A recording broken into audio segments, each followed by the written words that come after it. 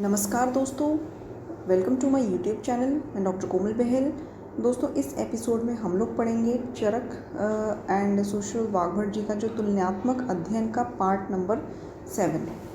तो हम अंजन श्लाका से स्टार्ट करते हैं।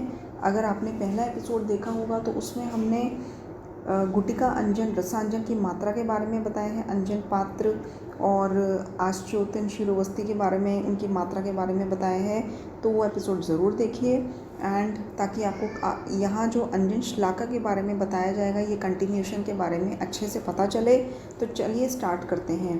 देखिए, जो अंजन श्लाका होती है वो मल्लिका पुष्प के जैसे कलाई के परिमाण में मोटी होनी चाहिए। लंबाई इसकी 8 अंगुल होती है। रोपण के लिए लौह श्लाका का प्रयोग किया जाता है। लेखन के लिए ताम्र श्लाका का प्रयोग किया जाता है। प्रसाधन के लिए स्वर्ण श्लाका का प्रयोग किया जाता है। श्रेष्ठ काल तर्पण हेतु, तर्पण देने के लिए श्रेष्ठ काल कौन सा होता है? पूर्वाहन और अपराहन। जबकि सेक और आश्चोतन के लिए जो श्रेष्ठ काल होता है पूर्वाहन, मध्याहन एंड सायकाल। ठीक है, थ्राइसा डे, दिन में तीनों काल बताए हैं। शिरोवस्ती के लिए सायकाल बताया है। शुद्ध शुक्र के लक्षण क्या होते हैं? Very important. आचार्य चरक ने, सुश्रुत ने, षडानंदर ने शुद्ध शुक्र के लक्षण जो है स्फटिका आभम बताया है। ठीक है, स्फटिका आभम, ये आचार्य चरक ने, सुश्रुत एंड षडानंदर जी ने बताया है स्फटिका आभम।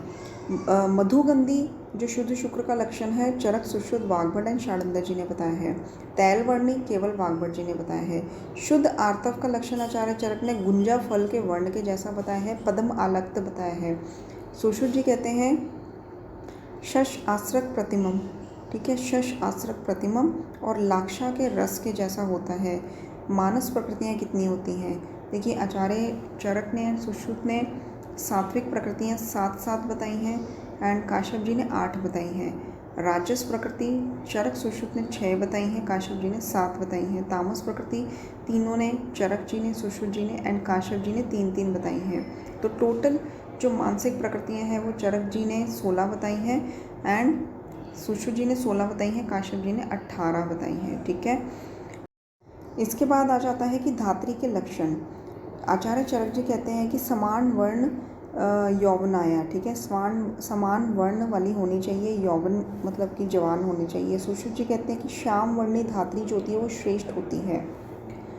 नवजात शिशु चर्या में प्रथम उपक्रम क्या होता है? आचार्य चरक जी कहते हैं कि प्राण प्रत्यागमन है। सुश्रुत जी कहते हैं कि मुख विशोधन है। वाग्भट जी कहते हैं कि उल्वा परिमार्जन है। आहार मात्रा अपुनर्अग्नि बल अपेक्षणी, ये आचार्य चरक ने और ये आचार्य चरक जी ने सूत्र स्थान 5 में कहा है कि जो आहार मात्रा होती है वो अग्नि बल की अपेक्षा करती है, क्योंकि रेफरल पॉइंट ऑफ व्यू से भी पूछा जा चुका है एंड पूछा जा सकता है कि आहार मात्रा अग्नि बल अपेक्षणी ये किस में कहा है और इसका मतलब क्या है? तो आहार मात्रा जो है अग्नि बल की अपेक्षा करती है, ये चरक सूत्र स्थान 5 में कहा गया है। मात्रा पुनर्अग्नि बल आहार द्रव्य उपेक्षणी सेम है, लेकिन थोड़ा सा शब्दों का हेर फेर है। ये आचार्य वाग्भट जी ने अष्टांग संग्रह सूत्र 11 में 4 नंबर श्लोक में बताया है। मात्रा पुनर्अग्नि बल आहार द्रव्य उपेक्षणी, जो मात्रा होती है आहार की वो अग्नि बल और द्रव्य की अपेक्षा करती है। ठीक है, द्रव्य भी देखना है कि मृदु द्रव्य है कि बहुत ज़्यादा रूक्ष द्रव्य है, सख्त द्रव्य है, गुरु द्रव्य है, कि वो कितनी देर में पचेगा। तो आहार की मात्रा अग्नि बल और द्रव्य पर निर्भर रहती है, उसकी अपेक्षा करते हैं, ऐसा वाग्भट जी कहते हैं। लेकिन चरक जी कहते हैं कि आहार की जो मात्रा होती है वो अग्नि बल पर ही उसकी अपेक्षा करती है, उस पर निर्भर रहती है। मूत्र के गुण, देखिए ये भी इम्पॉर्टेंट क्वेश्चन है। आचार्य चरक जी कहते हैं कि मूत्र जो है कफ शामक होता है, वात अनुलोमक होता है, कर्षय पित्तम अधोभागम, मतलब पित्त को बाहर निकालता है, पित्त का कर्षण करता है। इस तरह से ये तीनों दोषों पर एक्ट करता है। वाग्भट जी कहते हैं कि मूत्र पित्त वर्धक होता है। सुश्रुत जी कहते हैं कि मूत्र त्रिदोष शामक होता है। ठीक है, एंड नस्य कर्म के भेद कितने होते हैं?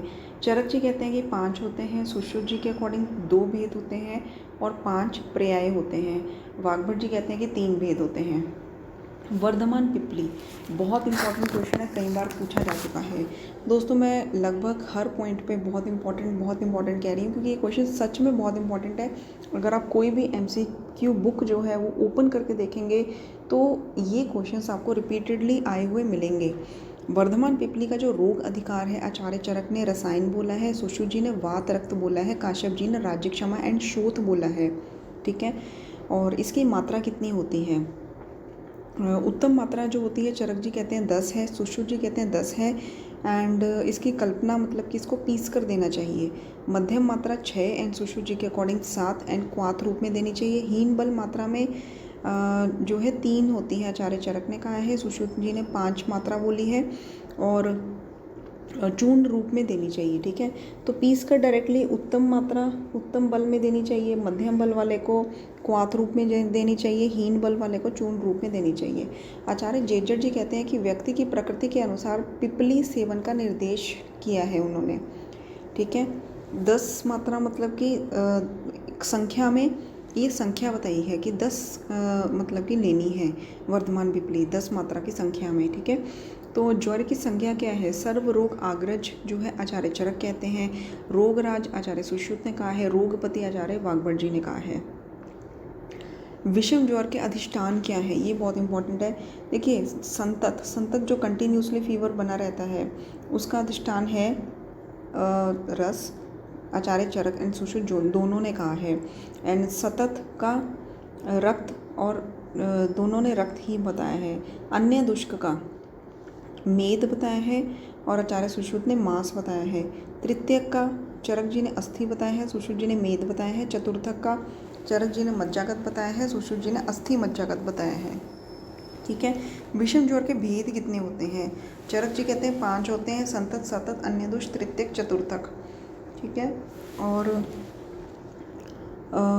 जो काश्यप जी कहते हैं वो कहते हैं 7 होते हैं इसके भेद। चरक केवल चतुर्थक विपर्य मानते हैं, सुश्रुत तृतीयक और अन्यदुष्क विपर्य भी मानते हैं चतुर्थक विपर्य के साथ। रस, रक्त, मांस, मेदोगत जो ज्वर होता है, ठीक है, तो वो साध्य माना गया है।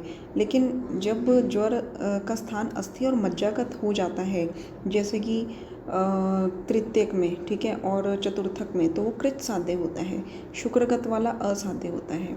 गुल्म के भेद कितने होते हैं? चरक, सुश्रुत, काश्यप जी ने 5 माने हैं, वाग्भट जी ने 8 माने हैं। और रक्तज गुल्म की चिकित्सा का निर्देश क्या है? चरक जी कहते हैं कि 10 मास पश्चात होना चाहिए, काश्यप जी कहते हैं कि 12 मास पश्चात उसको निकालना चाहिए। ठीक है, रक्तज गुल्म देखिए जैसे व्याधि क्रॉनिक हो जाती है, पुरानी हो जाती है, तो वो असाध्य की ओर चलने लगती है। लेकिन रक्तज गुल्म एक ऐसी व्याधि है जो पुरानी होकर ही साध्य होती है। ठीक है, और रक्तपित्त में गंध, ठीक है, क्या होती है? जो पूर्व रूप आता है रक्तपित्त के पूर्व रूप लक्षण, अव्यक्त लक्षण होते हैं ना, पूर्व रूप व्याधि उत्पन्न होने से पहले जो लक्षण होते हैं, तो उसमें गंध का लक्षण आता है।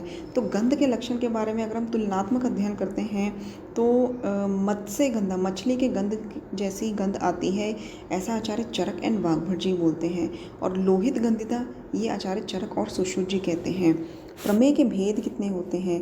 चरक जी कहते हैं कि 2 होते हैं, स्थूल व कृश, एंड सुश्रुत जी कहते हैं सहज और अपथ्य निमित्तज, ये 2 भेद होते हैं। सहज को उन्होंने कृश में बोला है एंड अपथ्य निमित्तज को उन्होंने स्थूल में बोला है। ठीक है, तो दोस्तों इस एपिसोड में हम लोग ये वीडियो यहीं पर संपन्न करते हैं। मिलते हैं नेक्स्ट एपिसोड में, तुलनात्मक अध्ययन पार्ट नंबर 8। तब तक के लिए आप बार बार हमारे इस एपिसोड को देखिए और सुनिए, ताकि आपको ये इम्पॉर्टेंट पॉइंट्स जो हैं लर्न हो जाएं। एंड अगर आपको चरक के वॉल्यूम 1 पर, जिसमें हमने सूत्र स्थान, निदान, विमान, शरीर एंड इंद्रिय स्थान कवर किए हैं, उस पर अगर आपको MCQ की PDF चाहिए, मल्टीपल क्वेश्चन बैंक की PDF चाहिए, जिसमें हमने चैप्टर वाइज एक चैप्टर में से मैक्सिमम मोस्ट इम्पॉर्टेंट क्वेश्चंस जो हैं सेपरेट करके PDF बनाई है, अगर आपको वो चाहिए तो आप कमेंट बॉक्स में कमेंट कर सकते हैं। 200 रुपये में हम लोग आपको वो PDF दे देंगे। धन्यवाद।